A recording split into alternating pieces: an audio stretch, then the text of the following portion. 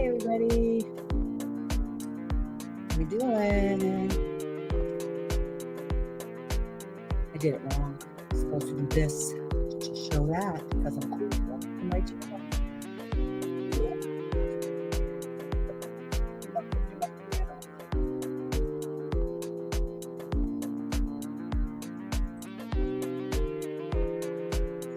Hi, everybody. I'm back. I am so back.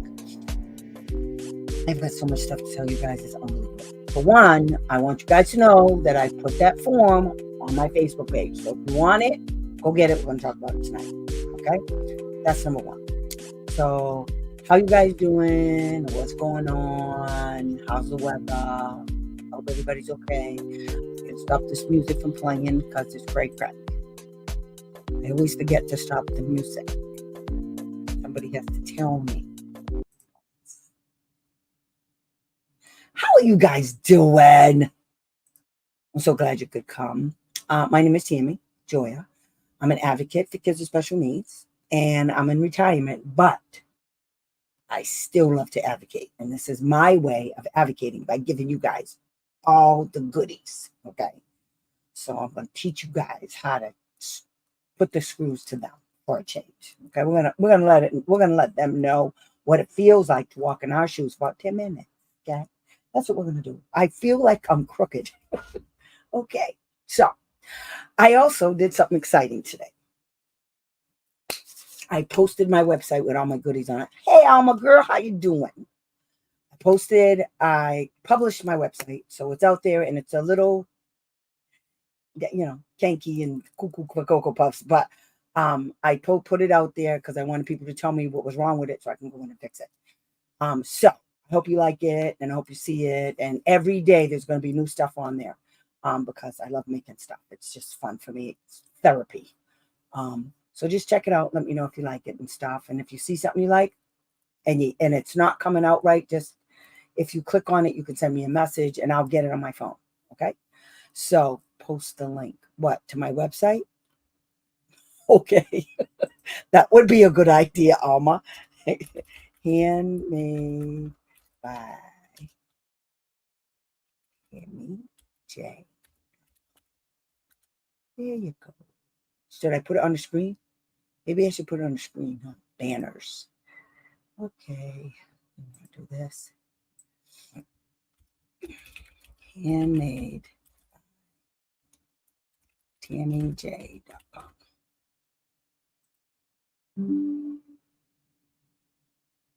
Reacted to your link share. Oh, say yeah. I don't know what it's doing. Ticker. Show. I want to show it. There it is. Okay. I'm learning, guys. I don't know what I'm doing. I don't know what I'm doing. So I'll just leave it out there for a little bit so you guys can see it. But anyway, it's been a busy week for me. It's only Thursday. Well, it's almost over. So I had a little problem with my mama.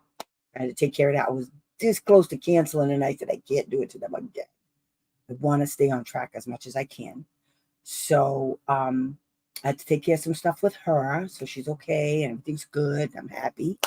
And I posted my website and I made you guys that form.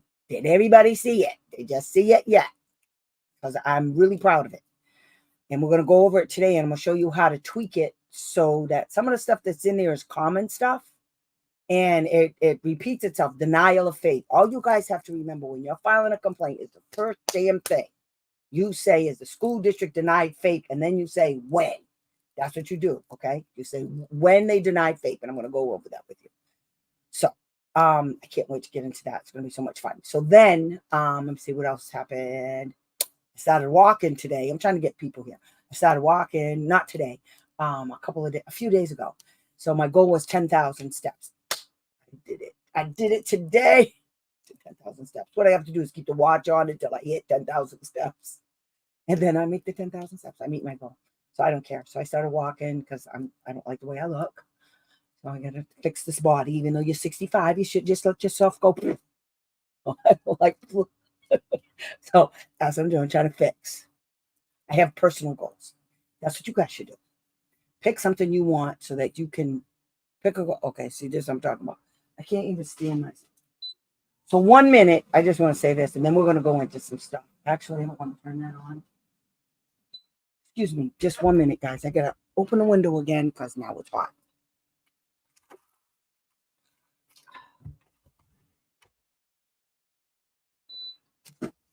Okay, let's try this.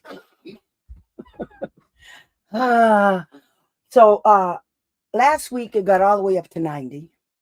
The week before that, 2 days before that happened, my mother was wearing a puffy coat. And now it's back down to the 60s. And it was 80s 2 days ago, 86 yesterday. Now it's 65. Now we're freezing. Anywho, so that's my world. So I want you guys to tell me if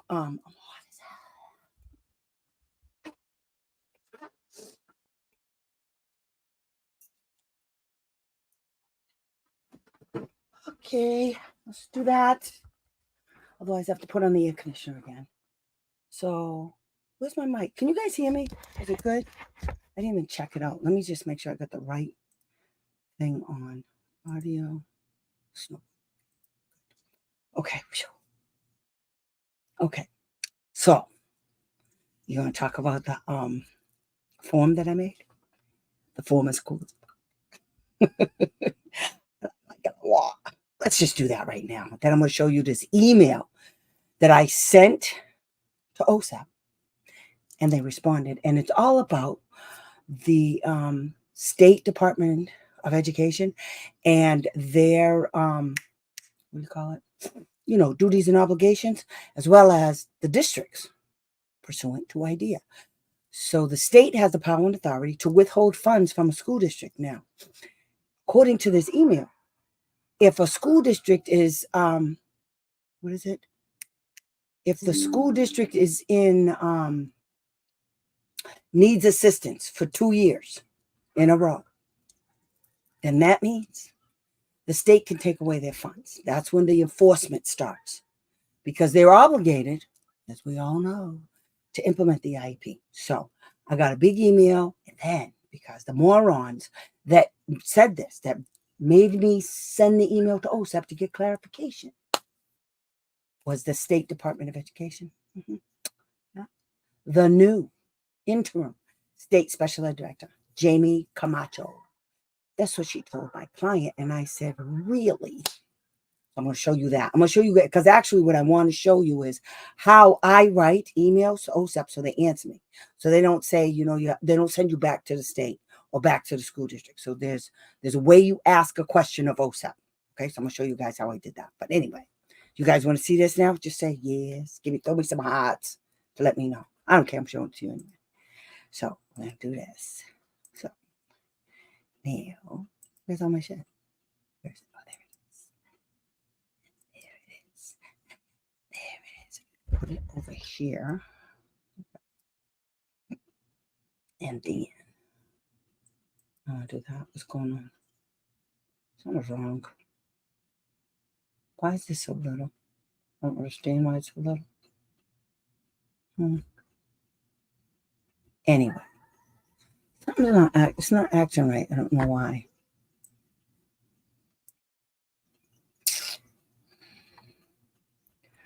I hate when things don't go right. It's irritating. Okay, so if I do that, all right. So why?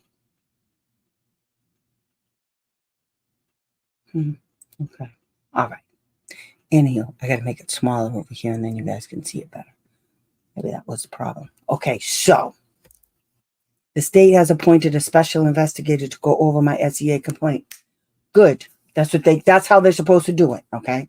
That's perfect. Okay.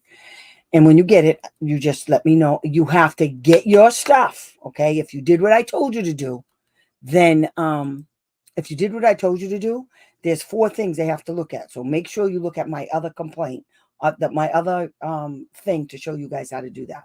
Okay. Why is this like this? I don't understand why it's more this. Can you guys see this? Is this big enough for you guys on your screen? Can you see it? Maybe it's me. Maybe I can do that. That's better. I like that better. Okay, now I can see it better. Okay. So what I did is I set this up so you guys can copy and paste. Okay, so now I got to take the banner out because I'm going crazy. Okay, so okay.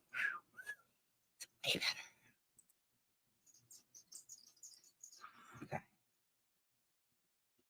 Okay. So anytime you see this right here, see when you click on it, well, it tells you to do control. You hit your on your computer.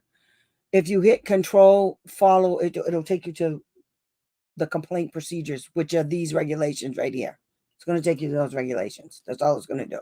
Okay. But what I did is I want you guys to copy and paste this.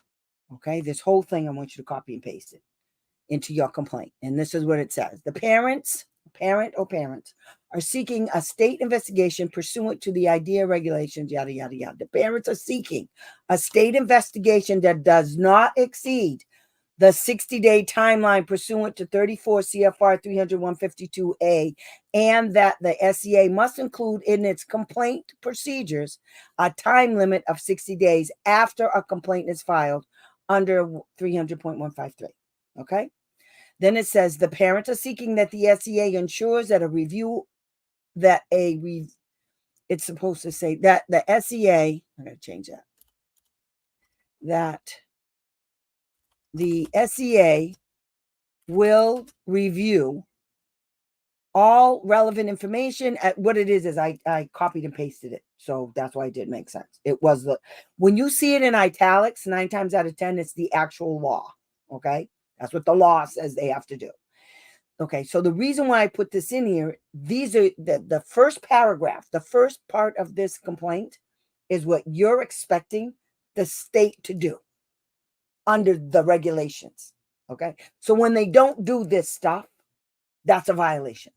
And you can file on them when you get your complaint. Okay. So this says that the parents is that the state will review all relevant information and make an independent determination as to whether the public agency is violating a requirement of Part B of the Act of this part. That's IDEA.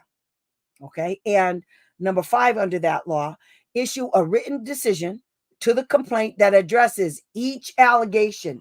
You have to number your allegations, and that's what I'm going to show you how to do it here. Okay, because they're going to call you on the phone. They're going to say, well, we would just like to discuss your complaint and yada, yada, yada. When you say, okay, good, let's do that. Let's discuss it. And before you get into the discussion, you say, listen, girl, Mr. Man, whoever they be. You say to them, I'm not changing one single allegation. I'm not changing one word of any allegation that I made to accommodate you or the school district's needs. Just so we're clear, because our discussion is going to be me reiterating verbatim what I wrote in my complaint. Because when they call you and they say, well, we just like to talk to you about your complaint, you say, hold that thought. I got to go get my complaint that I filed. See, I'm at work or whatever. Can you call me back tomorrow? I'll have my complaint in front of me. And they'll say, oh, no, we don't have to. Oh, yes, we do. Because I don't want you to think that I meant something else. What I wrote in my complaint was what I want you to do. Okay. That's how you talk to them. Hi, Wendy. That's how you talk to them. Okay. There's a reason why you wrote it down, and that's what you say to them. There's a reason why I wrote all this stuff down. I filled out the form and I sent it to you with all this evidence, because that's what I want you to do, not what you want to do. I want you to do what I want you to do, because that's what you're supposed to be doing. That's what the law says, correct? Yes. Okay, let's move forward. Or we don't even have to have this conversation. What you need to do, and then you guys are going to get the person's name that called you. Okay. You're going to get their email address. You're going to make them send you whatever because you're going to tell them, I'm going to send you an email on our thing. Are you going to send me a letter telling me who's going to be the investigator and what you're asking the school district to provide? Are you going to send me any documentation to say that you're investigating this? Any written documentation? I just need to know. Is that par for the course? And here's what you do. SP 449 Productions. Honey, what's that?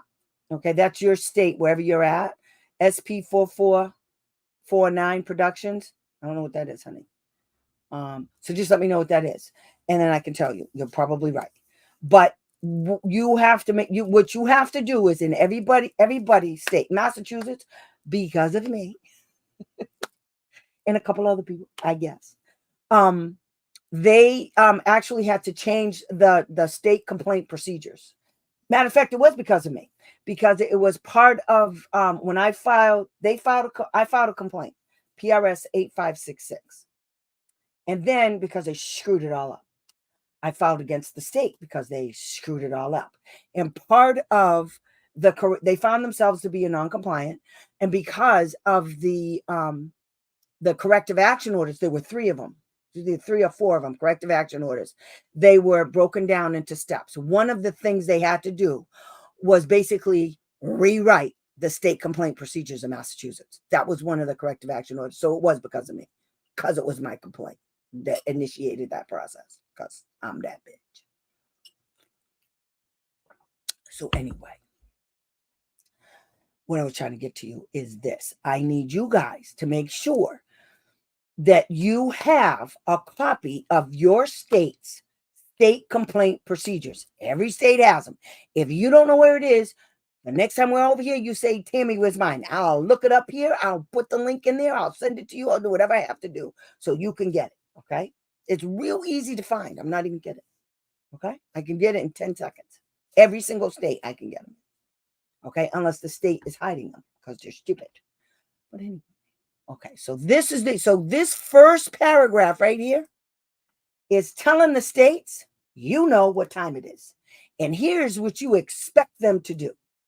And if they don't do this right here, here is your complaint. If they don't do it, here's your complaint. This right here is your complaint against the state if they don't do their job.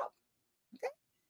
This says in here that the decision has to contain findings of facts and conclusions, and the reasons for the SEA's decision, and it cites the laws. Okay. You would be so proud of me. I did not cry at the last IEP meeting. I stated facts that were in the IEP and questioned them about the goals. Good girl. We had a 4-hour IEP meeting. That's what happens when parents actually get to participate. Good girl. And I had you on my shoulder reminding me to fight for what he needs. See, guys? That's what I'm talking about. Now, they're going to come back. Everything you asked for and everything you talked about, okay? You need to, if you didn't write it down, you need to write it down right now. Because when they give you the stupid IEP and it doesn't include all of that stuff, or they told you no to something that you requested, they have to put the no in writing, okay? They have to, and if you look at this, you'll see what I'm talking about, because here's your complaint waiting to happen, okay, Wendy? So here it is right here. The parents are aware of their right to file a separate complaint against the SEA for failing to properly implement the investigation procedures upon receipt of the findings. Okay, there you go, right there. We just let them know what time it is, right there.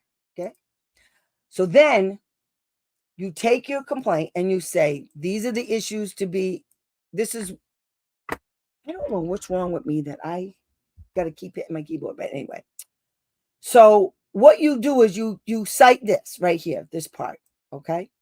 And so this right here, anything you see in yellow is what you don't put in your complaint, okay? That's instructions for you on this template. That's instructions for you, okay? Oh, my goodness. Okay, so these are instructions for you. All of this yellow stuff, and I might go through them and find some more that I forgot to highlight, so, okay? So if I updated this, then I'll send it over again. Okay. I finally learned how to do that with my computer to post it. All right. So now we're going to start with the denial of FAPE. Okay. Now, let me do this. Let me just talk to you for a minute. Denial of FAPE is everything. Okay. I don't know why. Let me see. That's better. Denial of FAPE is everything. Okay. Denial of FAPE happens all the time. Anytime you ask for something, the reason why you're asking for it is because your kid can't access his education without this particular thing that you asked for. And if you can't access it, that's a denial of FAPE. So it's called provision of FAPE. So when you're asking for stuff, you can just tweak it out and say, well, if you're going to, okay, so let's say you ask to increase speech and language from 1 times 30 to 2 times 30. Okay. And they say no. Your response is, my son needs it in order for him to receive as a provision of faith. Okay. Provision of faith. Everything is as a provision of faith. Okay. Everything you say at the end of the meeting, and then you say, every time you tell them you want something and you tell them what it's for, and they're playing around with you, you say, so you're going to put that in writing, right? Your refusal, you're going to put that in writing. You're refusing me? Okay, good. So you're going to put that in writing, correct?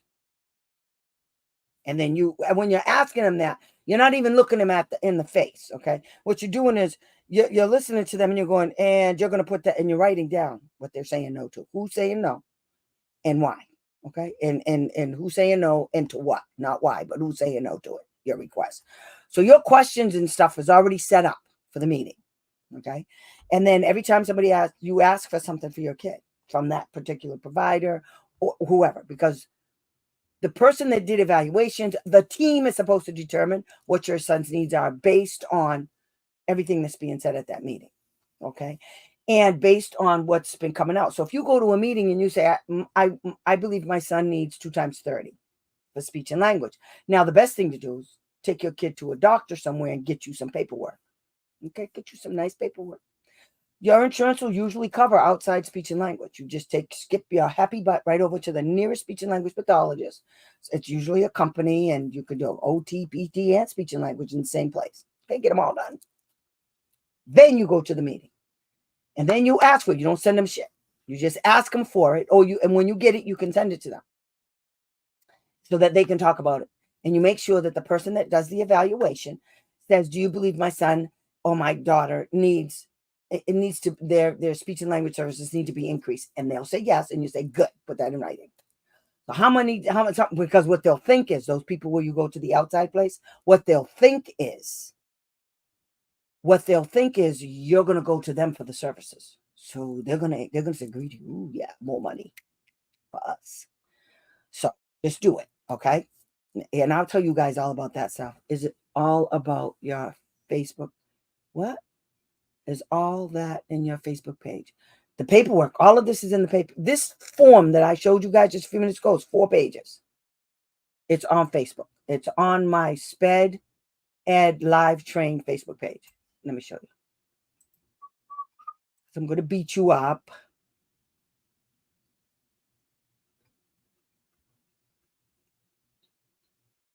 Okay. I'll go over here and then I'll do this. And I'll show you guys where it is on my Facebook page.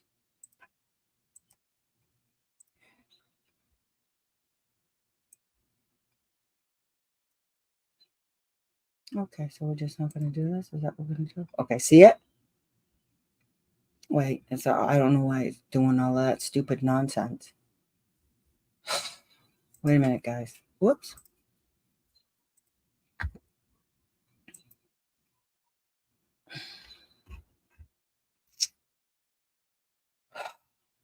Okay, wait. I'm going to find it. Okay, there it is right there.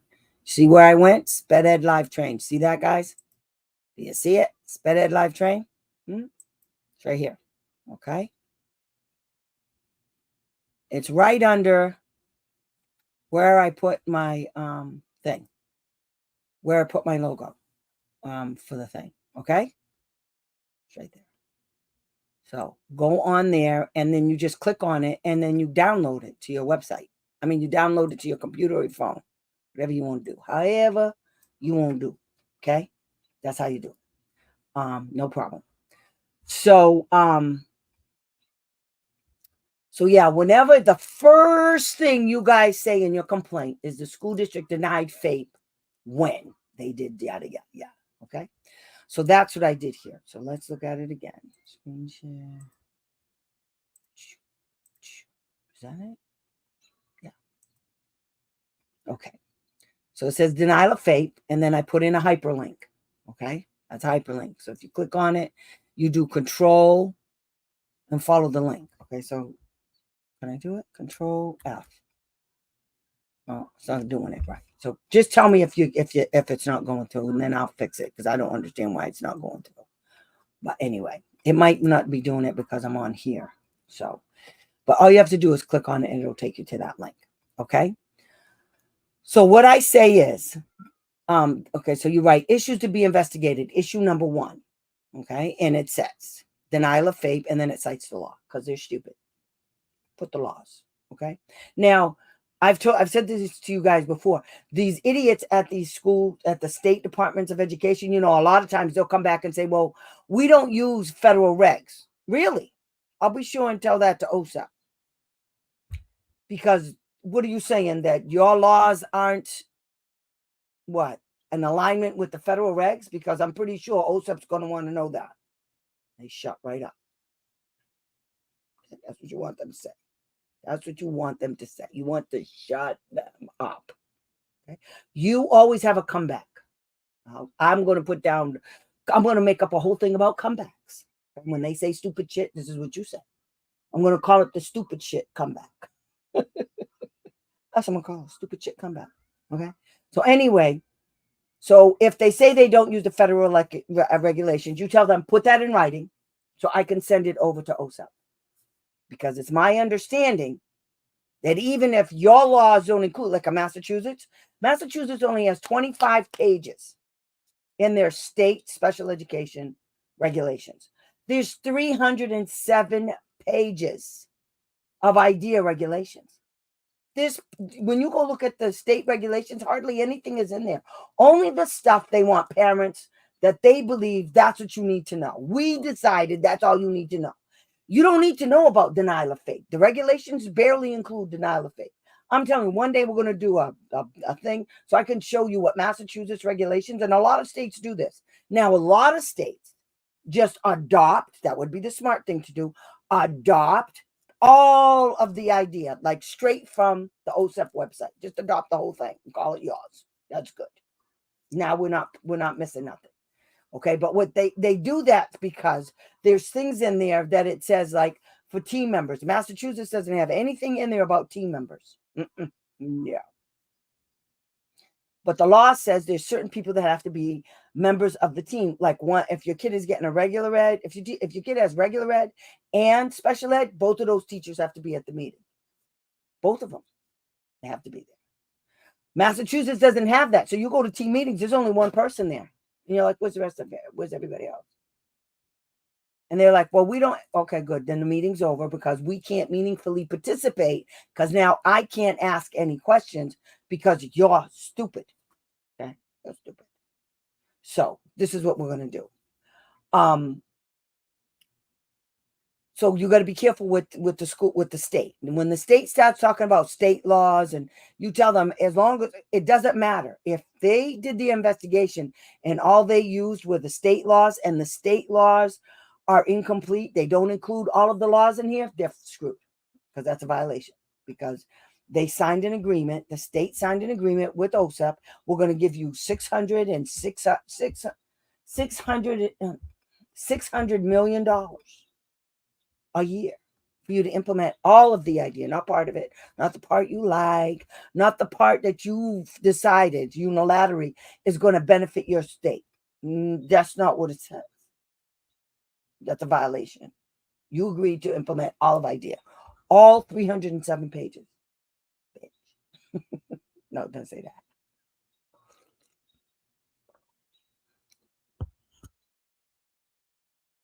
Yeah. See, I told you. The state almost said that the state SPED director was rejecting my emails, and I contacted OSEP and the U.S. Secretary of Ed. Then he stopped rejecting my emails. That's all you have to do. Drop a dime. So all you have to do. Every single state has a state lead. And that state lead boss is Valerie Williams, and her boss is the Secretary of Education. Okay. So what you do is you put both of their emails in there and you say, excuse you, is there a special reason why you're refusing to open up my emails? You do realize that that's not your personal email. I own that email because my taxes pay for it. Fool. Oh, you just ask a question. That's all you have to do. Whatever you did it right, Alma. So all you have to do is say, I'm sorry, and you put their name in it. My favorite thing to do is to say, on such and such a date, yada, yada, yada, like the email I'm going to show you guys later. And I said, this woman told my client this nonsense. And then I put in the law that contradicts everything she says. I know, it's funny. And she contradicts everything she says. And then I said, do you want to tell her or should I? And the woman that said it, her email, it was sent to her too. That email to OSEP was sent there. Then I sent another one, which is the one you're going to see tonight. Okay. So anyway, so remember, denial of FAPE when you're filing a complaint is always the first thing.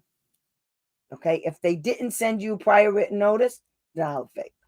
Because guess what you didn't have? Not only did you not get the service, you didn't know why, you didn't know how come, they didn't send you the prior written notice, and you couldn't dispute it because they didn't give you your rights. I mean, there's a whole bunch of stuff they do. You're going to see right now, okay? So let's just say denial of FAPE, okay? So then I do denial of FAPE. That's what you do. So the parent asserts that the district denied FAPE when the district failed to implement the student's IEP. That just came off the top of my head. So that's where we're going, okay? Because it happens all the time. All right. So then I said, okay. Okay. And that includes, so when you make this complaint, I got to highlight that. So I remember what I said, the highlighted areas are for you. So then you said, did not implement the student's IEP, all of the IEP, related services, academic support, the accommodations, everything. We get into it deep. Okay. So then you say, A, I'm telling you guys what to do. I want you to include the IEP. I want you to include, when you're writing this out, okay? So you say something like, my child's IEP was written for for school year 2022-2023, okay? And so there's the dates. So you got the IEP and you got the dates. And the district, okay, so what you say is, I'm sorry. So what you say, include the IEP, the dates when the district did not implement the IEPs in any email and responses to emails regarding implementing the IEP. So 9 times out of 10, remember what I told you guys, you better not be calling these people on the phone because you don't have any proof of that conversation. Do you understand? You don't have any proof now. Everything you do is an email or a text, doesn't matter. If you know the SPED director's cell phone number, then text that crazy woman that shit or man. Text it to them. It doesn't matter. It's a record. Okay? Never talk to them on the phone. When they say, could we talk to you? Yeah, in writing. Put it in writing. I'm not talking to you people. You're great. Okay? So then you say, so you put in the dates. You attach the IEP. You say, as of the date, you can say, as of the date the IEP was written, the school district has never implemented this IEP. Okay? It doesn't matter if it was 6 months down the road. That's what you say. Okay. And then you say, therefore, the next sentence, which is, see right here, it says, it starts off right here. Therefore, compensatory services are owed because the student was denied the same opportunities as his non-disabled peers for FAPE. And it is for the length of time you have specified that. And it is, okay, denied FAPE because he didn't get any of the services in the IEP. Okay. That's for you. So you say, so you spell out why. You guys get it? You spell out when the IEP was supposed to start and that that was never implemented. And you run down each of the services. Okay, so let's go down to B. Okay, B says child find. Listen to child find. The district did not identify, locate. In fact, this is another issue you could have on that same thing.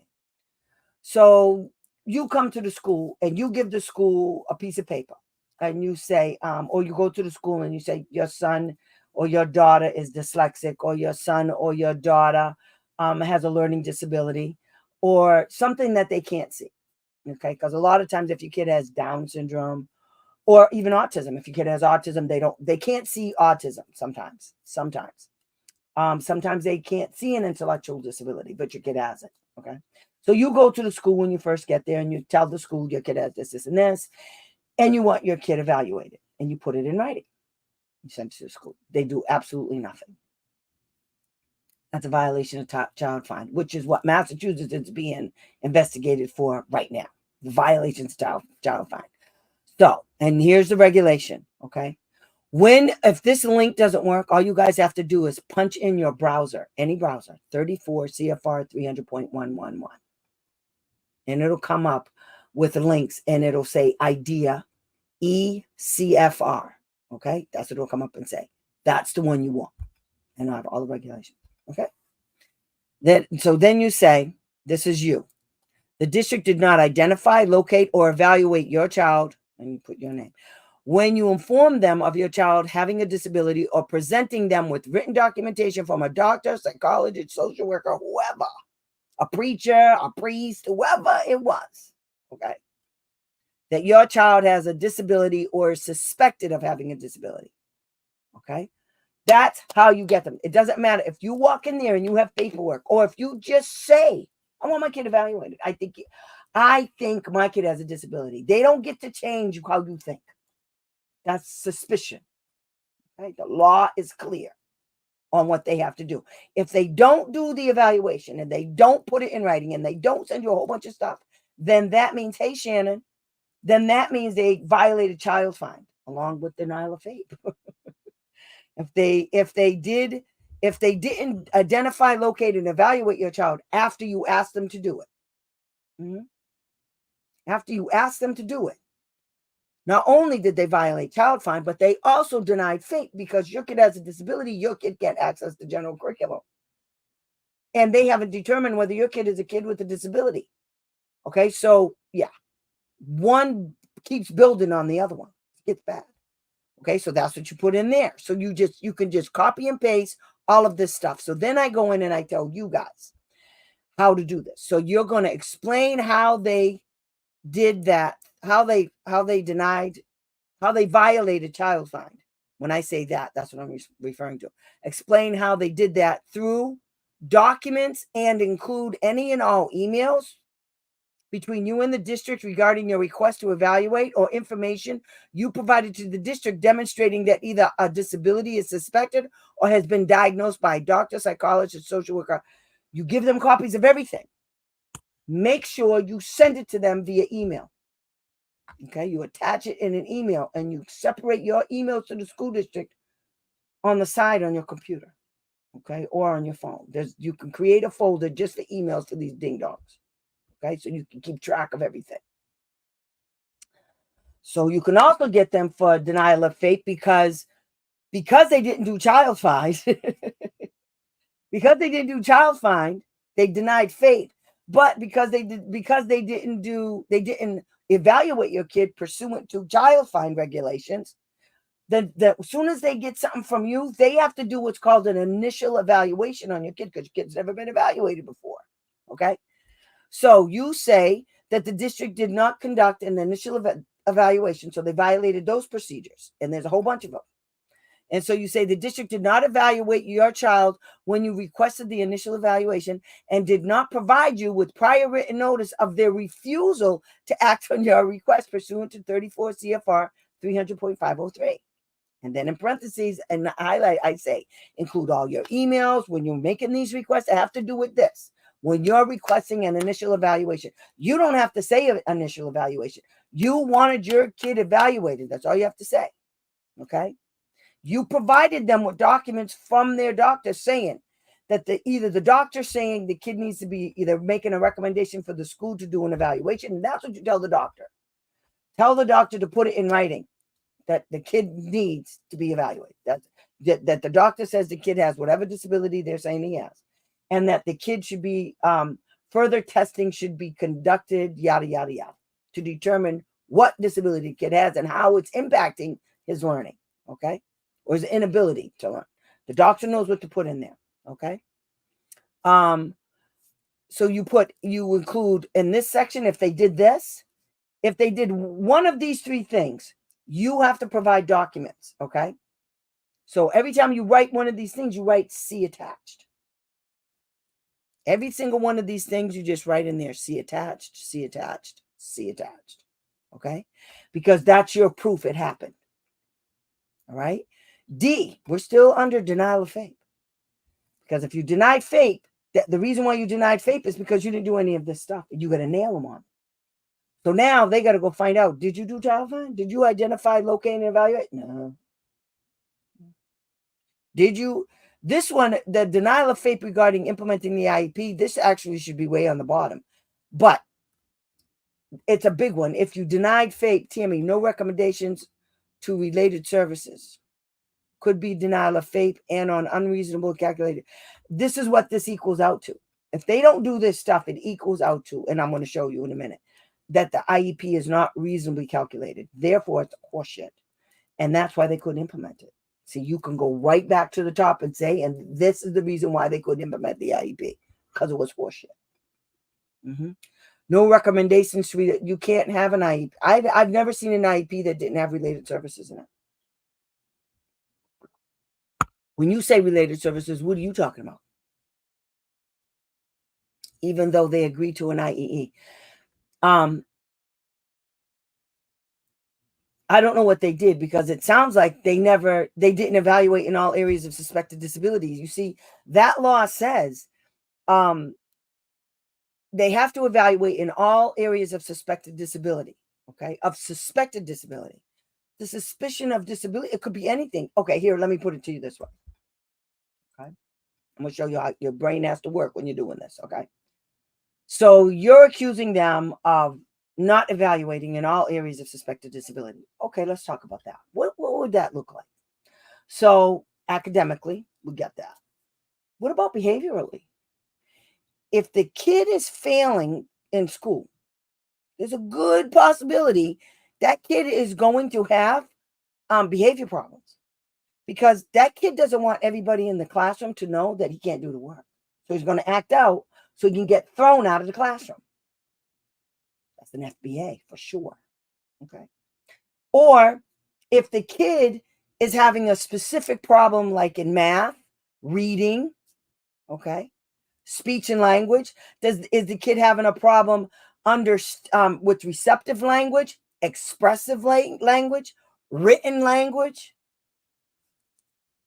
I don't know how they did an IEP or did an evaluation without doing it in all areas of suspected disability. That's OT, PT, speech. It all is directly related to your kid and the disability. Kids with dyslexia or specific learning disabilities, oh my God. Half the time they have a lot of issues with reading and comprehension. Kids with dyslexia a lot of times have problems with reading and comprehension. At one point in time, when I first became an advocate, I didn't know a lot about like how all of these things worked together, like reading and comprehension. I thought if you can read, then you clearly understand what you're reading. Boy, was I wrong. I was real with us when I was way in 1995, way in the beginning. Okay. I found out I was 100% wrong. But the reason why I found out is because of these schools. It's because I started reading stuff about reading disabilities. Comprehension is different from knowing how to read. I met a little boy. He was 4 years old. That's the time I met him. Told this story so many times. I had on a necklace that had my name in script. It said Tammy, and it was written in script, old English script writing. Okay. I could barely read it myself. It was so curly and everything. And it was on a silver necklace, and it was a heart. Kid had never met me before. Kid was autistic. The mother didn't mention me or anything. I sat down in the chair. He walked over to me with his cute little self. He looked at my necklace and he said, Tammy. I said, that kid just read my necklace. She said, yeah. He's hypolexic. I think that's what it is. It's either hyperlexic or hypo. I think she said hypolexic. I said, what the hell is that? She said, he can read anything. She said, he could read War and Peace. He could read the most complicated book. He could read every single word. He doesn't know what the hell he's reading. He can't tell you what the hell he just read, but he can read it. And that's really when I started putting it together, how important reading and reading comprehension go together. If your kid can read, that's wonderful. But if your kid is not comprehending what he's reading, then that means he can't follow the directions. If he can't follow directions, guess what? He's going to get all the work wrong. Because he's not going to know whether to add or subtract. He's not going to know whether they want him to spell how to use a word in a sentence, one of his spelling words, because he can't read the directions. He can't comprehend what the instructions are telling him what to do. That's everything. Reading is only one part. So I say that to tell you that what they have to do is they have to evaluate in all areas of suspected disability. Specific learning disability is huge. It covers so many areas. OT, PT, speech and language, everything. If the kid is having a problem with receptive language, how the kid processes the information that they're getting. That's receptive language. Please, if I'm wrong, let me know. But I'm 99% sure. So it's how he receives the information, and then how he processes that. And once he gets it, what does he do with it? Is he processing that information? Does he have a problem with receptive language? And you can see it in his work. You can see it when the teacher's asking him to do something and the kid doesn't know what the teacher's talking about. And the teacher's mad at the kid. Nobody cares. I don't care nothing about that stupid teacher. Okay. All I care about is that kid. So here's what the teacher has to do. The teacher has to pay attention. Okay. Because beyond her job, there's a lot of kids in her classroom that can have various issues. And she can't look at them as one big entity. It's not one big kid in her classroom. She has 25, 30 kids in her classroom. I'm sorry you have that many kids in your classroom, but that's not my problem. It's not my problem. Okay. If you don't like that and you can't change it, you need to go find another profession, because it is what it is. You have to deal with it. That's not my fault. I didn't create this mess. Your bosses and their bosses, all the way up to the Secretary of Education in the United States, created this mess. You need to go talk to them, or go get another career. It's not my problem. So anyway, so you see what I'm talking about? All areas of suspected disability. You don't know what they are. So what you tell them is oral, all areas of speech and language. And they're going to say, what do you mean? Receptive, expressive. Can your kid write? Can he write a sentence? If they give him instructions, okay, and they say, I'll tell you another story. So I was at a team meeting once, and I told them that they have to put clear and concise instructions for him to, do the job. So one of the idiot teachers at the table, and must have been 30 people, that was so mad.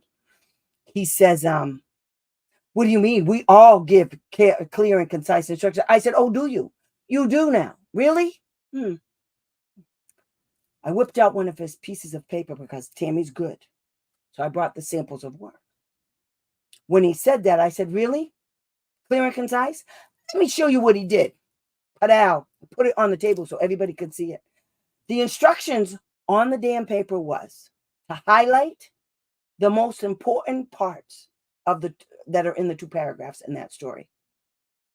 The kid took a highlight. He took 2, highlighted every single word, 2 different colors. And then I looked at him and I said, and that's what you're calling? Do you think it was clear and concise for this kid? For this kid right here, not the kid in your brain, not the kid across the street, this kid right here. You think it was clear and concise enough? Because I'm thinking not so much. And I just looked at him. I wanted that as an accommodation. He had a problem with that. I'm like, really? After that, nobody messed with me. Anything I wanted, they put in there. Because they didn't know what I had in my bag of tricks.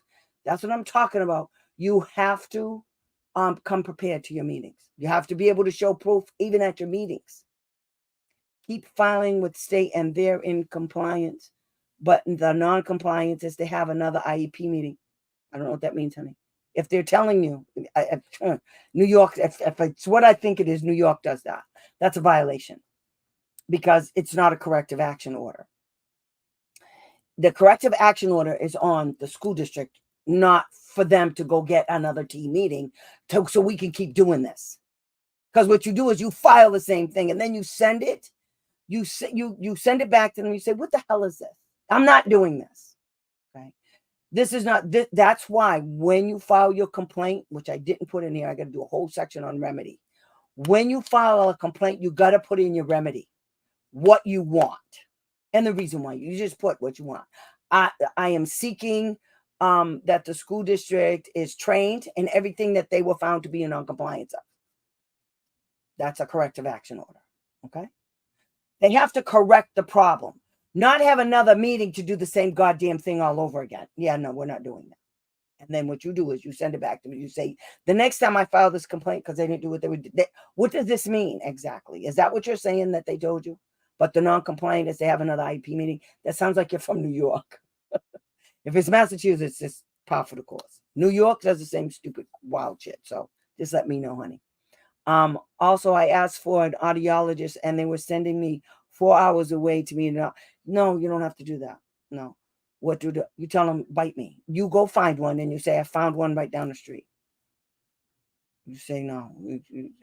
An audiologist, you don't have. That's first of all, you tell them to bring the 4 hours away. You tell the audiologist to bring them to your school.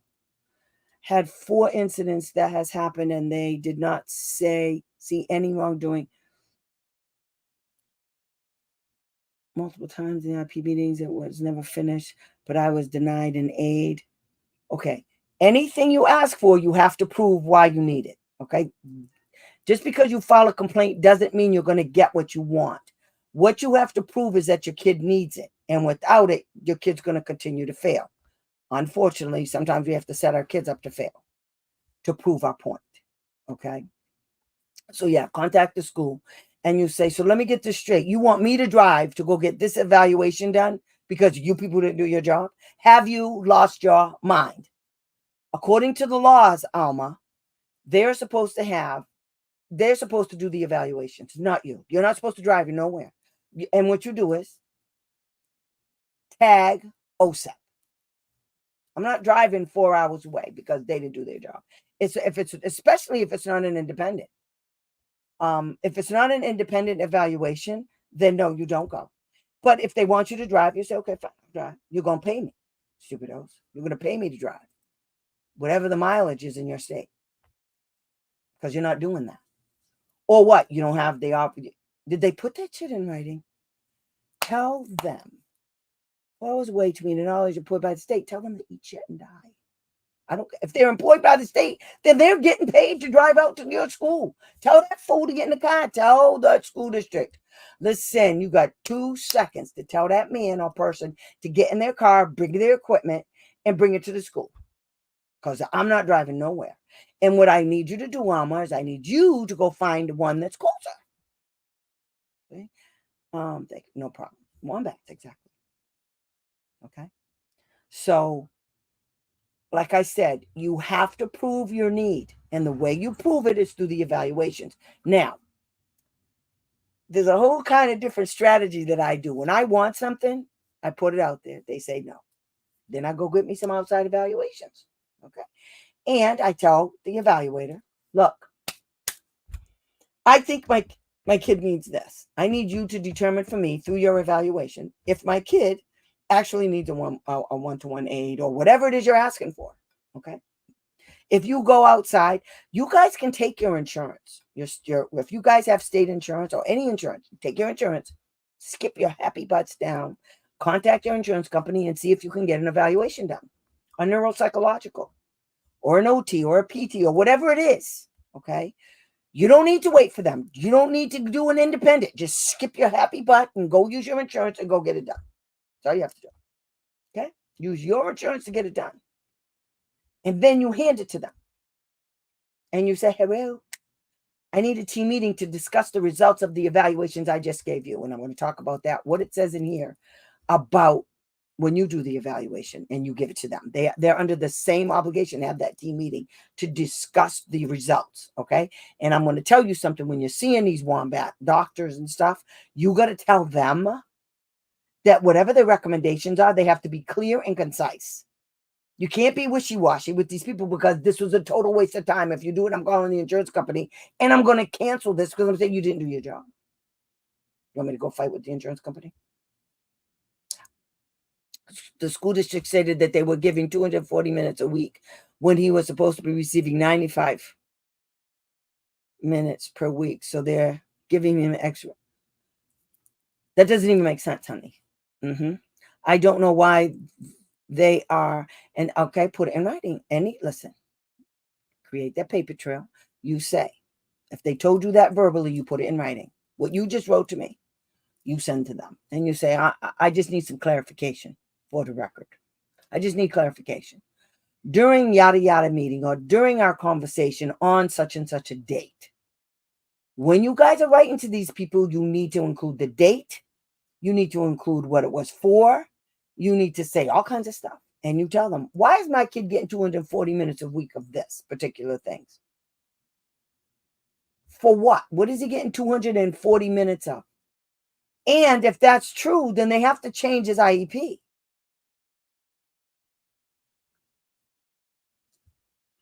The IEP, okay, they're giving him 240 minutes on his IEP. It says he's only supposed to get, ask him.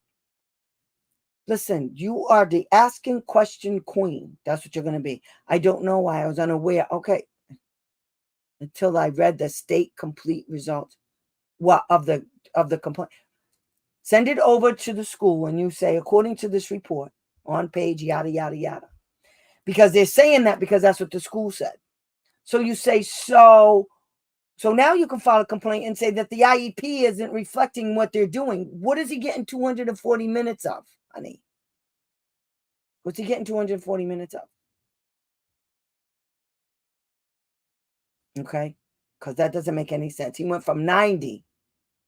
I mean, it's over twice as much of what? Here's why I'm asking this question.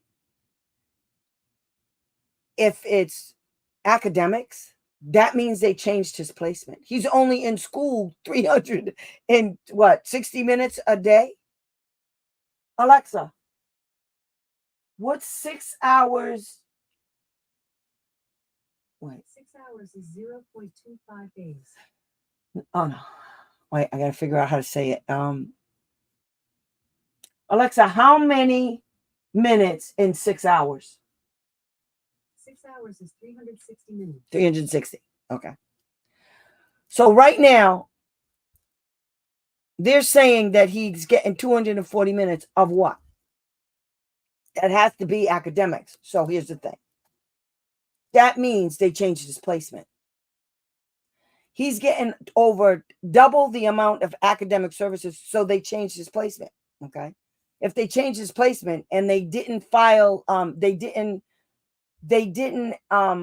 send you prior written notice, that's okay. First, they changed his placement without your knowledge or concern. Okay, that's number one. Number two, they didn't tell you why. They didn't update the IEP, and they never got your consent to do it. There's 4 violations just there. Okay. There's your second complaint. Because now you can file against the state and you can say you didn't do your job because you accepted this stupid answer about them giving me twice as much services. They didn't tell you why. They didn't change the IEP. They changed this placement. They didn't get consent. We never had a meeting. We don't have a modified IEP. They didn't do their job. That's how you get them. Okay. I need to know, what is he getting 240 minutes of? Because it has to be academics. If he's getting 240 minutes and it's academics, they change his placement. And if they change, that's a change in placement. You only have 360 minutes a day in school. Yes. It has to go in the IEP, Alma. I'm going to punch you. Anytime the IEP is altered, it has to be amended. You understand? Because if it's not reflected in the IEP, then you can't get them for denial of fate of an increase in that. They do that on purpose. It's academic. So, hey, I know it. So what you need to do is, you set them up now, Shannon. What you need to do is, you send an email. You send an email over to those idiots at the school, and you say, just for clarification, you told the state, and you include the state, whoever that idiot was that did that. You told the state that you increased my son's services in his IEP. When did that happen? When did you change? When did you do this? I need to know when you did it. Just ask them one question at a time. They're stupid. If you ask them too many questions, they won't answer any of them. You just be going around the mulberry bush. You ask one question, okay? When did you change when did he go from 240 minutes to 95? Because it's not in his IEP. That's what you say, okay? You come back next week. I have to read again the state complaint I received last week. Maybe I'm doing something wrong. I don't know. No, you're not doing nothing wrong, honey. What you have to do is you have to go get a highlighter. Get a highlighter, okay? You highlight 240 minutes that it says in there, okay? Because I can imagine they did that. I don't think you're wrong. I think they lied to the state because the state's stupid and they need something to sink their teeth in so that they can find in favor of the school district. That's what they do. They do it all the time. Blatantly lie because they know you're not going to question their nonsense. So the first thing you have to do is go double check. Just get clarity. Just say, just so I'm clear. Send it to that wombat who wrote it and say, just so I'm clear. On page yada, yada, yada, it says here that my kid is getting 240 minutes of academic services in but his IEP says 95. All you have to do, honey, is go look up what you read, see where it says 240 minutes in the results from the state. Go get your kid's IEP.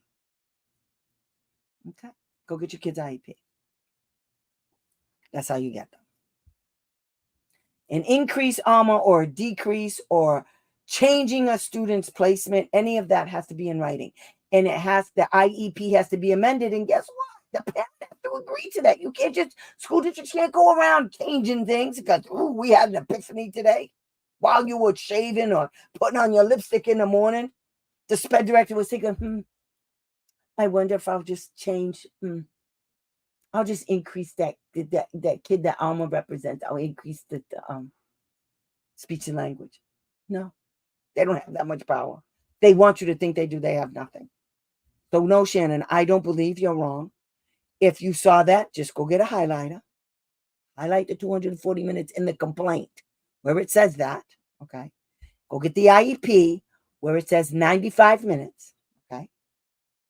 Because what I'm going to tell you to do is you have to get clarification because academics could be in what exactly are they saying academics of? Is it speech? Is it special needs academics, or is it regular ed, or is it a combination of both? Okay. So if he's getting 90, he could be getting 95 minutes in special ed and the balance in regular ed. Okay. So you got to go look at that. But it's not one. It's two different things. And he's not getting 240 minutes of academics. He's getting 200. He's getting 95 in special ed, and he's getting the balance in regular ed. And you can tell I don't do math well. I got to ask Alexa. Alexa, what's 240 minus 95? 240 minus 95 is 145. 145. So he's spending 95 minutes in regular ed, and he's spending 145 in special ed, or vice versa. So what you need to find out is, I know it's okay, Alexa, never mind. So what you have to do is you have to figure that out. Okay, you got to get those are good. That's a good question, though. That's a good question. Okay, it shows that you're reading it. Good girl. Sometimes it takes a minute. Takes a minute to read these things. It's not easy. Get your complaint, get the IEP, and get the results, and you line them up and you match them up, and you'll find out where they screwed up. That was good. I like that. It was good. But anyway, okay. So now we're gonna go back over here. So okay. So where were we? Okay. It was a great question. Math and language arts, I believe. It doesn't matter. Was it special ed or regular ed? Okay. You got to break it up. Thank you for doing it. Oh, no problem. I love doing the lives. Okay. Sometimes I'm a little off, but it's okay. So anyway, so now, okay, so we did the initial evaluations. Now, here's the thing I want you to know. For the record, you can, if you refuse to get your kid evaluated, and this the school can file for a hearing, an initial evaluation, or even a reeval. The school district can file for a hearing. The only place that I've seen that done is in Massachusetts, because They're greedy lawyers. They're all greedy, and they're all looking to get rich and make lots of billable hours. So that's what they'll do. When the parent doesn't allow the school district to do the evaluations, then the school district sometimes will file for a due process hearing because the parent's refusing to do this. However, even if you allow them to do the evaluations, just let them do it. They still can't force you to put your kid on an IEP or get any special ed services. Okay, it's against the law, literally against the law. In Massachusetts too. Massachusetts got their clocks cleaned. Mary Ellen Swarter decided that that's what they were going to do and forced this mother to put her kid on an IEP. The mother was pissed. She took it all the way to federal court, and the judge said, you can't force people to put their kids on IEPs if they don't want to. What the frick is wrong with you? Yeah, judge was pissed. Judge said, no, she won. Kid was not on an IEP. Now, if you decide not to put your kid on an IEP, there's another thing that you could do. I'll explain that later. If you don't want your kid on an IEP, you can't go cry later talking about the school denied FAPE. You can't do that because they're going to tell you, we did this and you're refusing because you don't have to accept special ed services. You don't. But you also, if you do that, then you waive your right to sped ed later. Okay? Just keep that in mind. Just put that in the back of your mind. Okay? So anyway, here we go. So now we get into the evaluations. Now, in order to have an IEP to even talk about, you have to do all of these things. You have to do an initial evaluation if the kid had never been evaluated to determine eligibility, or you have to do, and part of it, there are whole procedures around just how the school district has to do evaluations, what they have to include, what they're not supposed to include, a whole bunch of stuff. Okay. So you can cite, for instance, that the district failed to conduct the evaluations that parent requested on yada, yada, yada date. And then you include written requests via the email for an evaluation. You never request anything in verbally. Everything you request, you put it in writing. So if you go to a team meeting and you say, I want my kid evaluated, I want an OT eval, then the school district says, no, what you need to do is put that request that you made in writing.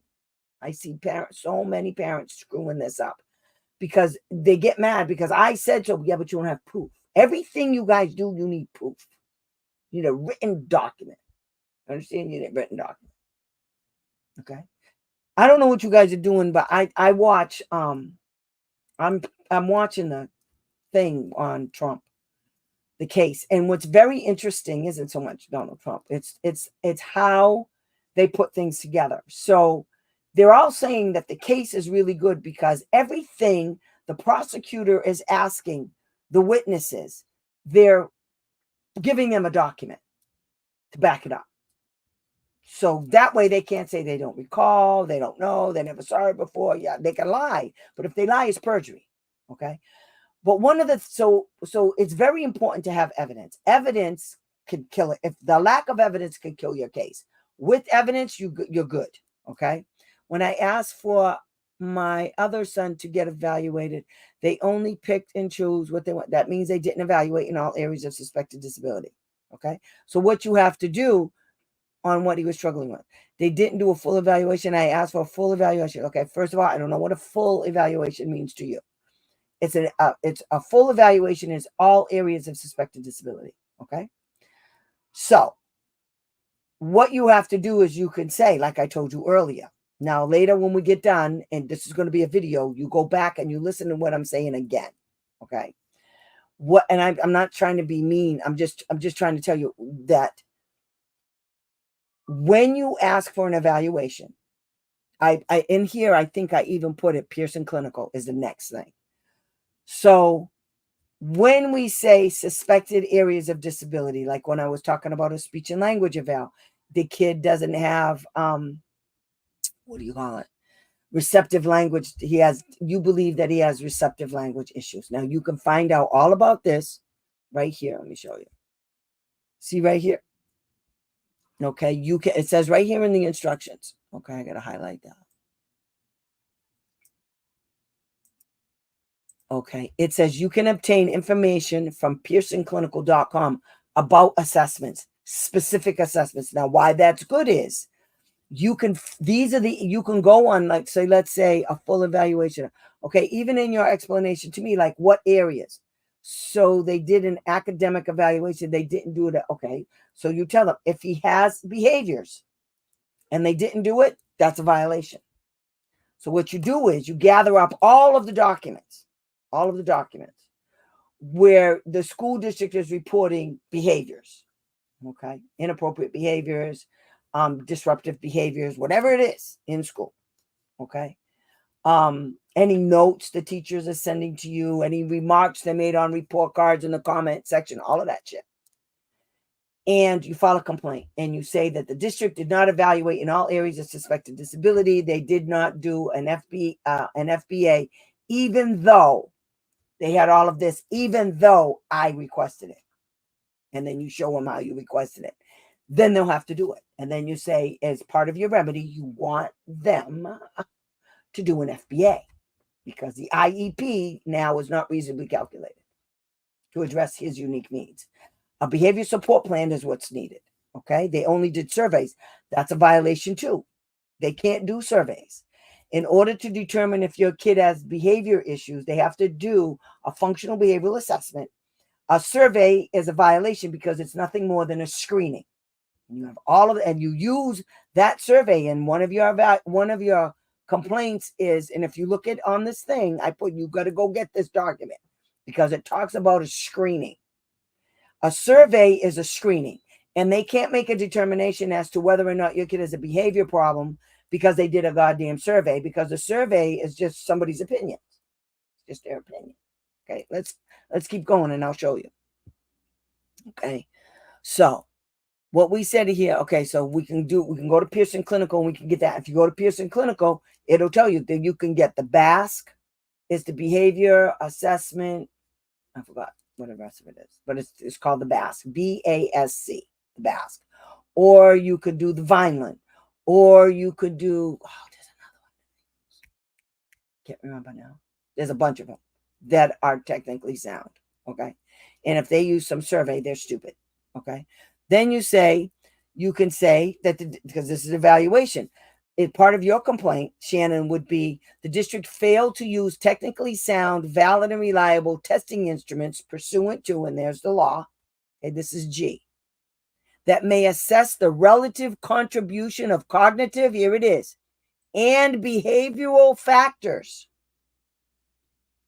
Is excellent. Yes, it is. Violin is good too. There's another one though, and I forgot the name of it. The Connors. I think it's the Connors. Connors is real good. Okay. I think it's the Connors. Let me see. Now, you guys got me looking. Connors.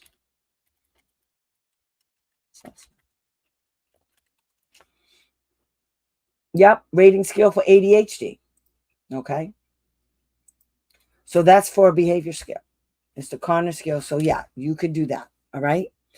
So these are the things that you're going to use. So you're going to read these things and you're going to check them off and you're going to cut and paste and you're going to file against them. Okay. So it says right here, and behavioral factors. Okay. In addition to physical or developmental factors. These are what you call all areas of suspected disability. Okay.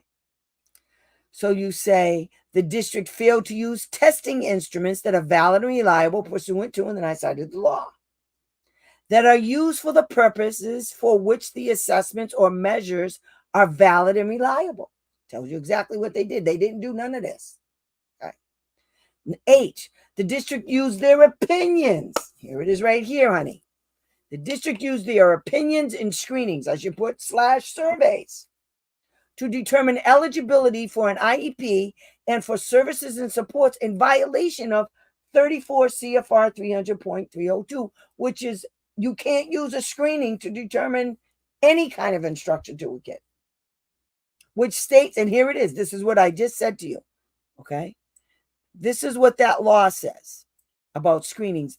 Screenings for instructional purposes is not an evaluation, Shannon. That's what you say to them. They did the BASC survey questions. If they did the BASC, that's good, but you can kick it up a notch too, because what you do is you use the BASC with the FBA. Okay, so if they did the BAS, it's okay. But the BASC is good, but the Connors is better, and an FBA is because an FBA is all about your kid.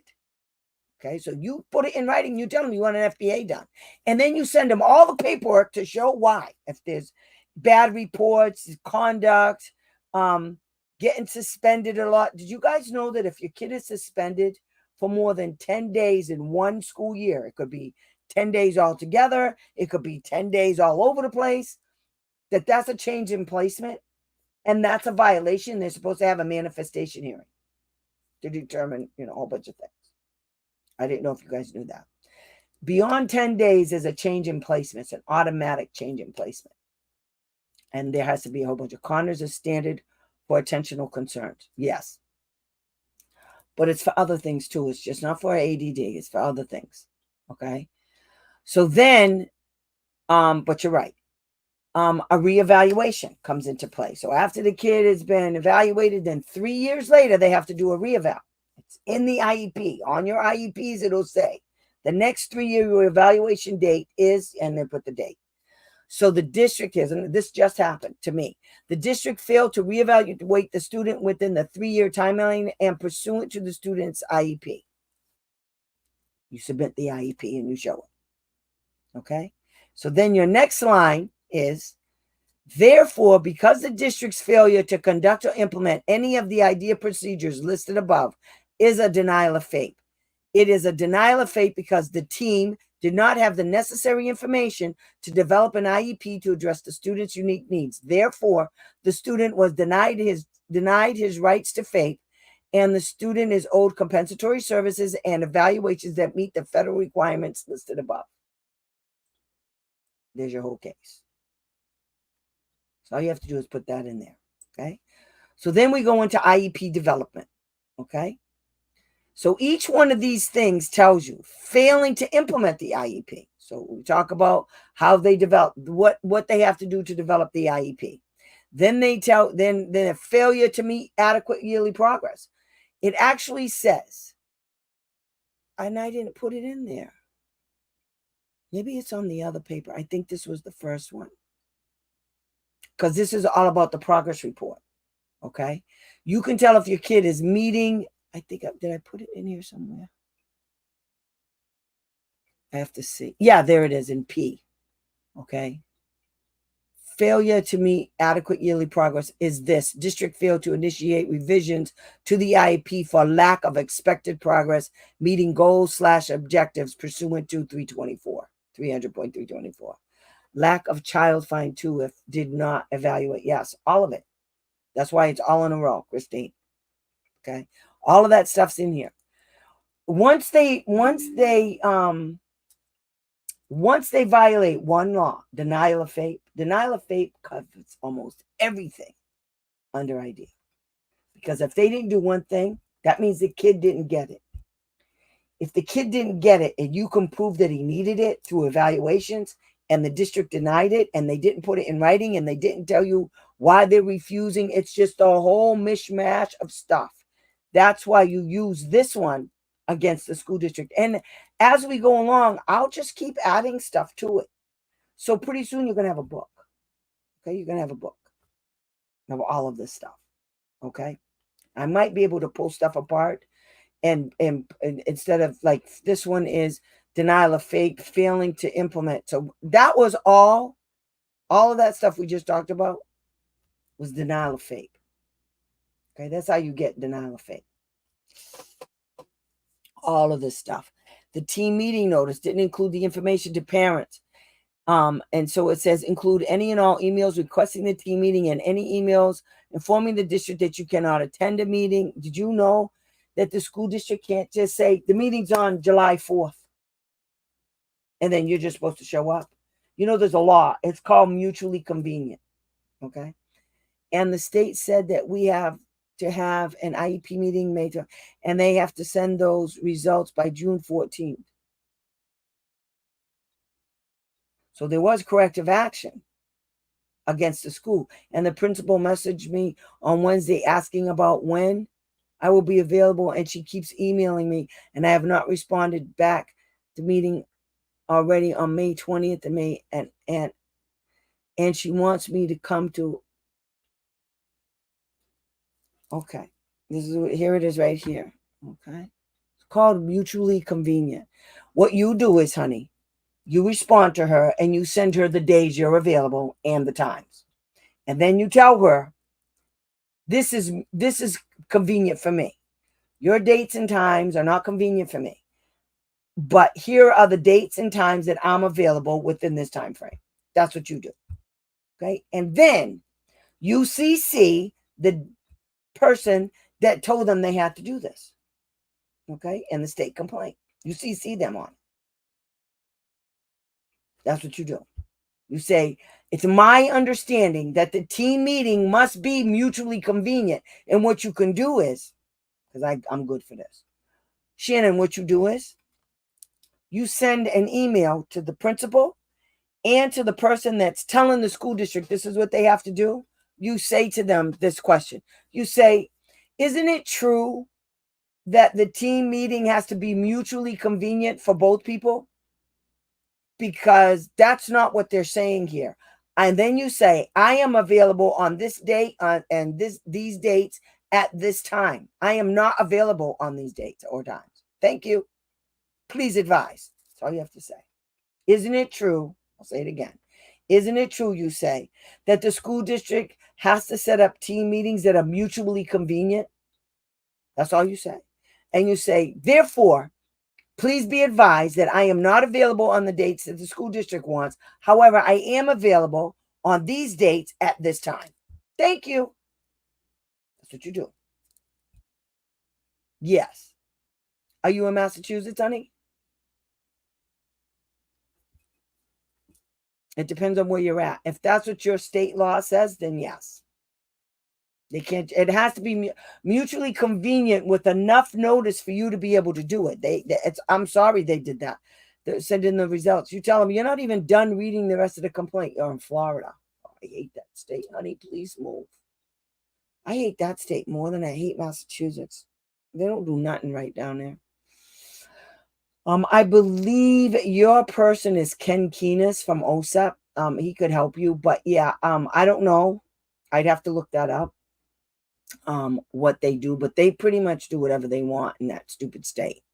So that's what you're going through is not unusual.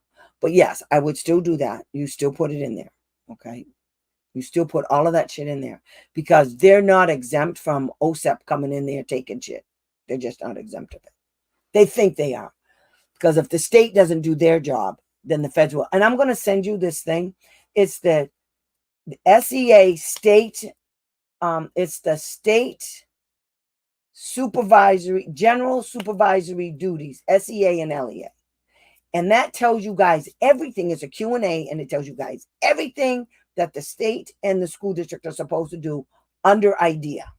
Okay. All the things they're supposed to do. It's a whole bunch. Okay. OSEP just put it out last year, September. Okay. Here's another one that they could probably get you on is denial to access of student records. Now, here's another thing. Never, ever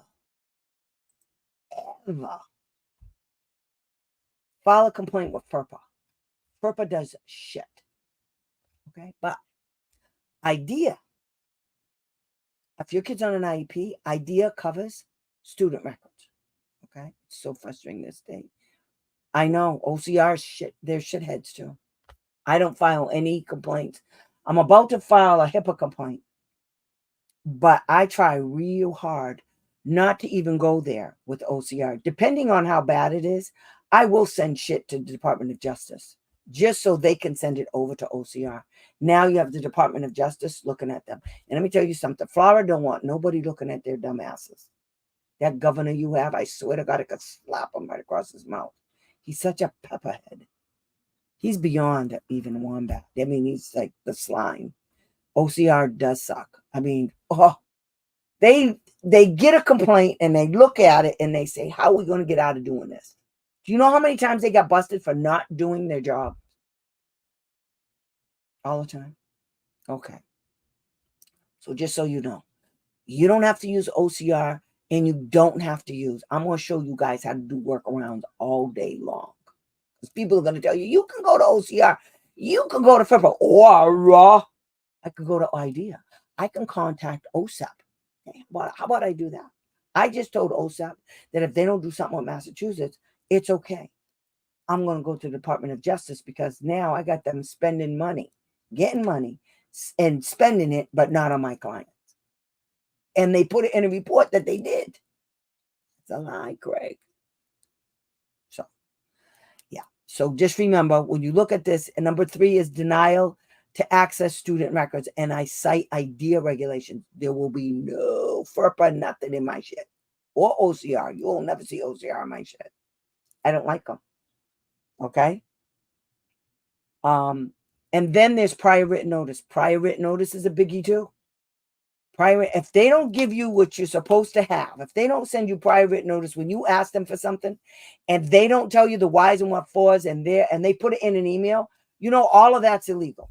They have to put it in a form, and there's 7 questions that there's certain content that has to be in the prior written notice regarding your request or their proposal to you to initiate something like to do an evaluation. Okay, there's certain things they have to do that have to be in the notice. It can't be a quickie little email. Okay, no, that's a violation. They can't refuse to do it. And they can't pretend you didn't do it. You keep sending the same request over and over again. You create a nice, big, ginormous email thread. Then when that doesn't work, you file a complaint and you take it. And remember, when you guys file complaints against these dingalings, okay, the dingalings, what you have to do is you have to keep it this big. You put too much in there, and you're going to give them a reason on how to do a workaround so they never even answer the question. They don't do shit. So you give them one thing at a time. You can file these all day, every day if you want. You can file a complaint every single day. You can file multiple complaints. They're just different issues. You can refile the same complaint. You just reframe it. That's all. I'll show you how to do that too. I feel that since they didn't find them in non-compliance, I feel like maybe I'm doing something. No, I'm not doing nothing wrong. They didn't find them in non-compliance because they're no good. Filed 4 different complaints separately, and they can't put them all together because that means they violated the timelines. There's a timeline on each one of those complaints. Each one of those complaints has a 60-day timeline. Do you know you can file a complaint? I'm going to do it. I'm going to file one. I'm going to show you how. I'm going to file against the state. They did that to me just recently. It took them a year. I filed 4 complaints. They put them all together and gave me one result and said they reviewed 10,000 pages. And apparently that's the reason why it took them so long. That's not my problem. You violated timelines on all 4 of those complaints. And you never asked me. You never told me you were going to do that. That's an extenuating circumstance, you wombats. But they did it. So that's coming down the pike for them. They don't know. I told them that in writing too. I said, how come you didn't put the date when you first got my complaint? Because they can't, because that means they violated it. So they can't tell on themselves. That's okay. Now I'm going to make them go investigate on those 4 complaints I filed.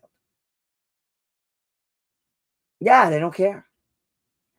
What you do is when you file 4 complaints, right? Give them enough time to give you a number on each. I don't know what they do in Florida, but you have to have a number. So you wait 30 days and file another one, or you wait 15 days, file another one, see what they do. Because what you want to do is you want them to waste a certain amount of time, because if you file a complaint and then 15 days later, you file a second one. So the second one, the first one, the findings have to come within 60 days. So if they combine the 2 of them and the second one you did it 15 days later, then that means the first one's findings are going to be 15 days late. They can't do that. It's illegal. They think they can do whatever they want. You guys have to understand something. These people think they can do whatever they want. And the reason why they think that is because we don't challenge them enough. There's not enough of us pushing the envelope because you guys don't know. But I know. I'm going to show you. Go look at my videos, honey. Shannon, you need to go on my web. Shannon, do you know where my website, my YouTube channel is? Let me show you my YouTube channel, honey. I don't think you know my YouTube channel. It doesn't sound like you do. So let's see.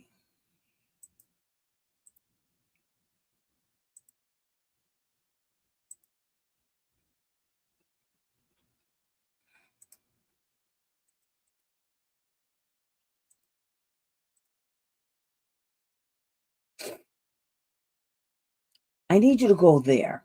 I got a whole bunch. Okay, so now I want to do this. Let me see. So I want to do special ed answers. YouTube. Okay. Okay. Go there, honey. All right. Follow that link. You go there. There's a whole bunch of videos. Okay.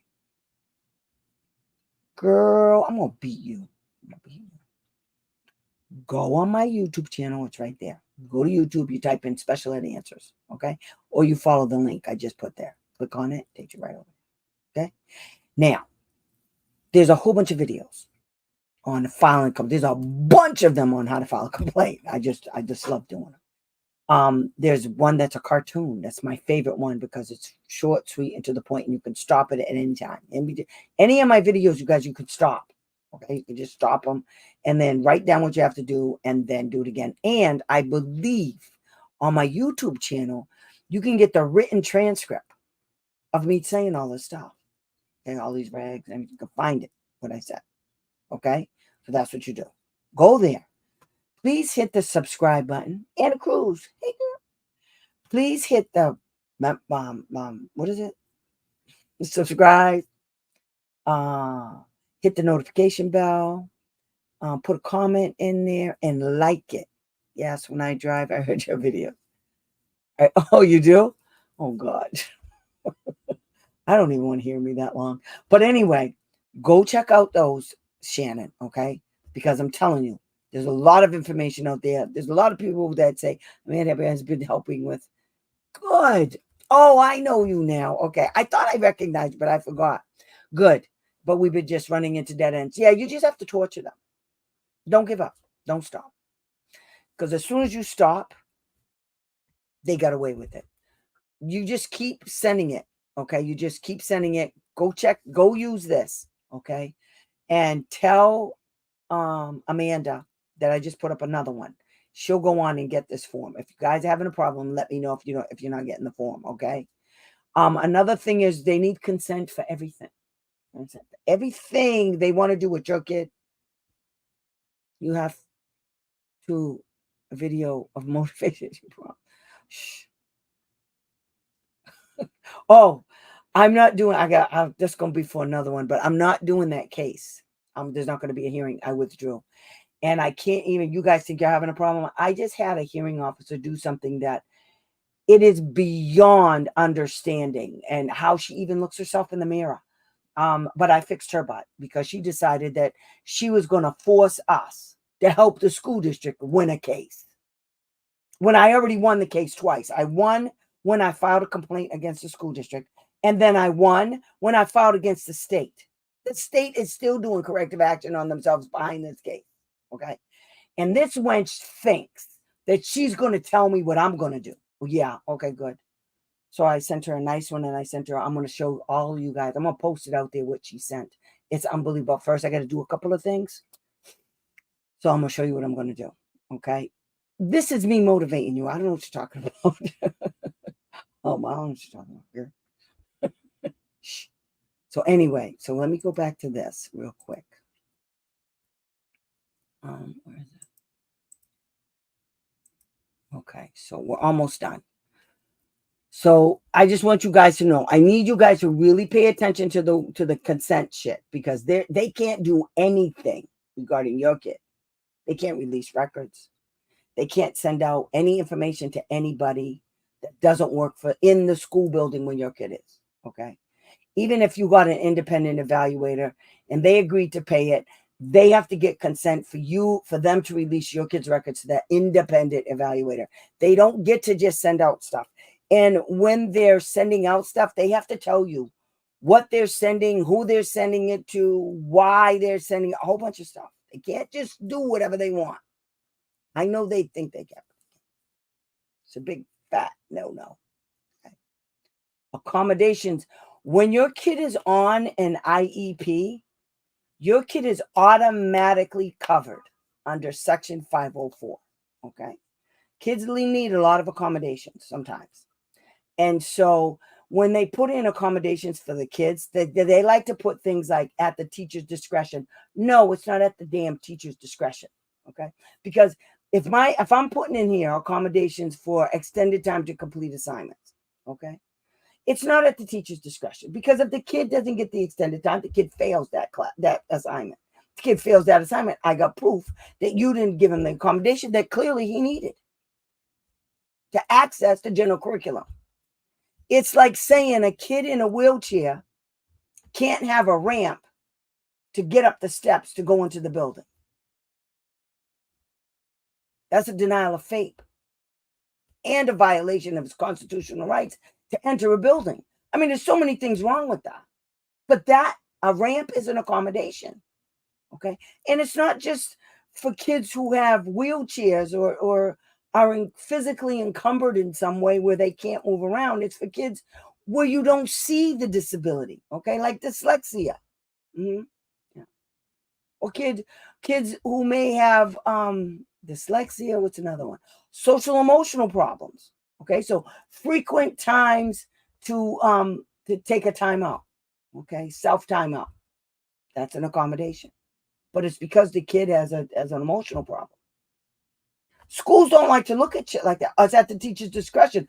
No, it's not. If I wanted it to be at the teacher's discretion, I would have said, well, the teacher can decide. Teacher can't decide. Teacher's busy with other kids, not looking at mine. Something happens to my daughter or my son in that classroom due to an emotional disability that you didn't want to take care of, that you didn't want to give him a special timeout because you felt some kind of way. Let me tell you what's going to happen. I'm going to sue you, stupid. Let something happen to my kid. I'll be on the 6 o'clock news before you even know what time it is, you dumbass.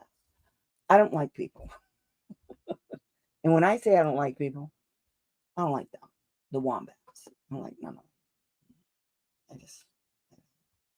Okay, so your kid has a right to accommodations. And that's why you can't let them put words in there at the teacher's discretion. What's the other one? There's another phrase they use, something about. Oh, I hate it. Every time I see it, I cross it right out. No, the kid's getting it. It's not at your discretion. It's not when you deem it necessary. The kid needs it. I put it on here for an accommodation because the kid needs it. You tell me the kid don't need it. The kid doesn't need it. I said the kid needs it. If you're not going to do it, you put it in writing. This is how you get them. Whenever they say they're not going to do something, well, it's at the teacher's discretion. You say it's no. If you put it in there, then I'm going to file against you because that's an accommodation and it's a 504 violation. And I just proved why the kid needed it. And you're telling me the kid, so we're going to wait for the kid to fail so I can what? So I can do what? File against you for violating 504 violations? Because you just decided that you can't have an accommodation because some teacher decided. So really? You really want to go there with me? They usually put it in, and it's not at the teacher's discretion, ever. It's just in there. The kid will get this, period. There's no ands, ifs, buts, what fors, who did it, nothing. Hoping to teach my son learn to tie his shoe laces and ride a bike can be requested. Yes. Functional. That's what the idea says. Functional skills. That's OT and PT. That's what that is. It's not helping. It's teach your kid how to do that. That's why your kids going to school. Kids with disabilities don't just pick up on stuff like that. They have to be taught. And they refuse, tell them to put it in writing. That's OT and PT. Riding a bike, that's PT. Okay? Tying shoes, that's OT. OT is fine motor skills. PT is gross. I mean, yeah.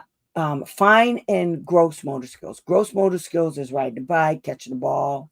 Fine motor skills is holding a pencil, coloring, opening up a jar, opening up a baggie, tying shoes. They said no. Tell them to put it in writing. Why the OT and the PT can't teach your kid how to ride a bike or tie his shoes? Really? Tell them to put it in writing. Go to an OT and a PT, get it in writing, give it to the school. It's real easy. It's one visit. Go do it. Mm-hmm. Tell them to put it in writing. Remember what I said. Anytime that's OT and PT and you say it's a denial of faith because he has a right to learn how to tie his shoes and ride a bike. It's an OT and a PT. It has to do with exercise, his health, functional skills. It doesn't have anything to do with curriculum. An IEP it's about all functional areas, period. It doesn't have, it's not just, an IEP is not solely just for that. Everything links back. It's about functional skills. And there's one law in here that says it. All areas, functional, academic, this is what you say, academic, behavioral, and functional. That's why they get ABA services in school. That's why they have an OT and a PT. So what you have to say to them is, are you telling me that you do not have any OTs and any OPTs in this school? You also don't have a speech and language pathologist? Is that what you're telling me? So you people don't have any related services? Is that what you're telling me? Because the idea says that OT, PT, and speech and language is a related service. Are you denying me my son related services because it's not part of the curriculum? And if they say yes, you say, good, put it in writing. I dare you. That's how you get it. Say, I dare you to put that in writing. You just denied my kid faith for no other reason but because you said so. Okay? So you tell them to put that shit in writing and they're not going to be able to. And what you do is you say, on such and such a date, I requested OT services to teach my son how to tie his shoelaces, tie his shoes. And I asked for PT services to teach him how to ride a bike. And you said no. You didn't send me a 503. You just said no. For no reason whatsoever. I never got a reason. Matter of fact, it doesn't matter if they're cheap. I don't want to hear it. I don't want to fucking hear it. I don't want to hear it. File a complaint. Send them a letter and just tell them. I would file a complaint on that. There's no such thing. If they put it in writing, then it's too late. You tell them, because I made a request for this. My son, they sent me videos on how, no. Good.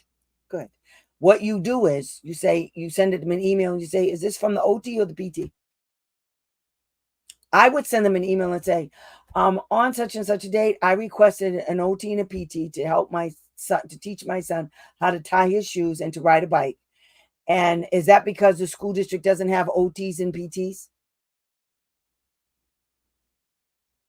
That's what I would do. Please advise. That's what I would do. And then CC it. And here's what I want to know. How long ago was that? Because if they didn't put anything in writing, if you have it in writing, please tell me, Alma, you put it in writing. They did the same thing to me. Really? They can't do that. Remember, this is all I want you guys to remember. When you're at the team meeting and you ask for something, or you put something in writing, yes. See? I said I want an OT eval, and he got it and has OT. See, that's what I'm talking about. You tell them, you want this, and they say no. You say, so you're putting that in writing, right? Or do you want me to wait? You just say you're putting, I want that in writing. The answer is no.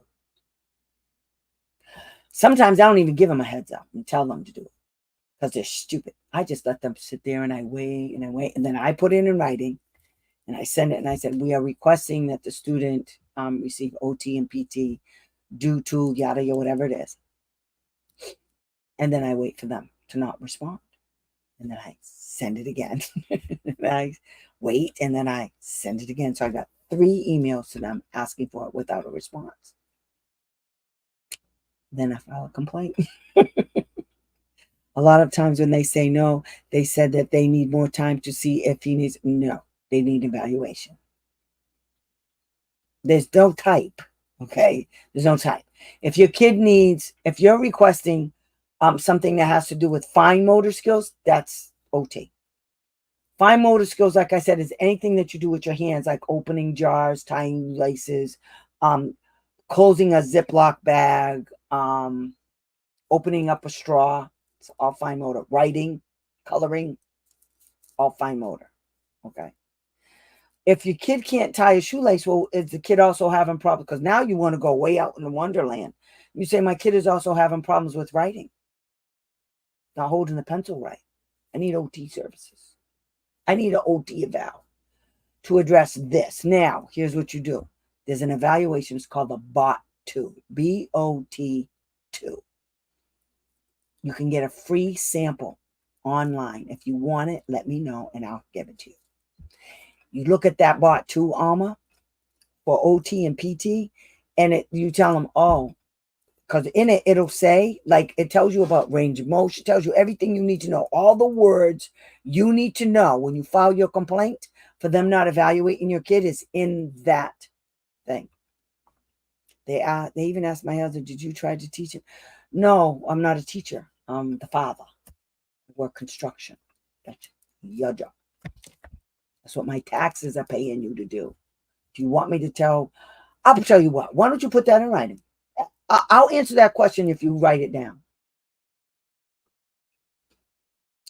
Yeah. So now what you do, Alma, is you go read the BOT2 for fine motor skills and use the words. What I want you to do first, I need you to tell me how long ago was that?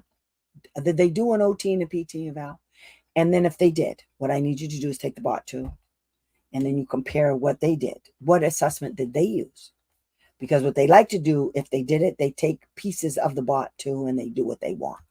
And now you have a sample of the BOT2. Okay. So you have their evaluation and you have the BOT2. And there's your complaint.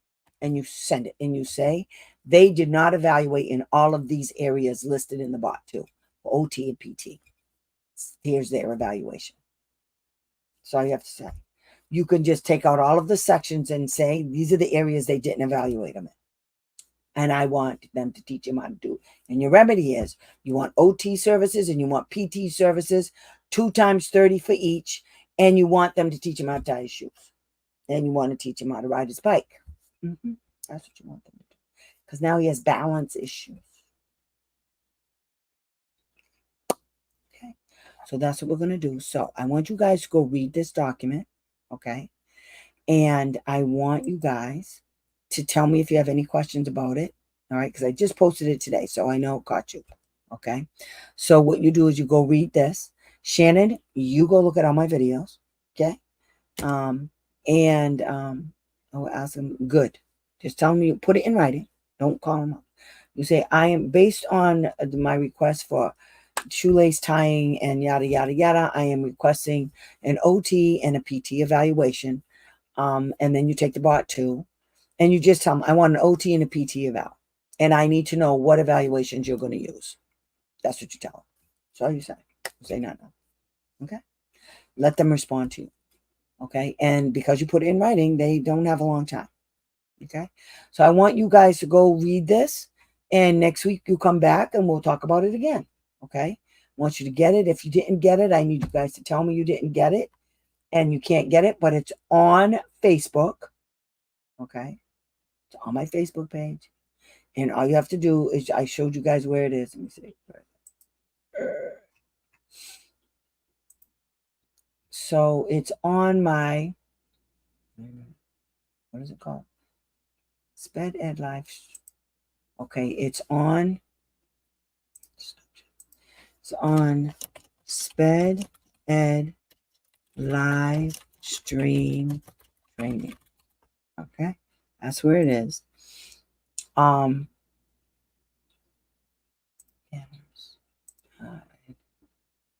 Edit.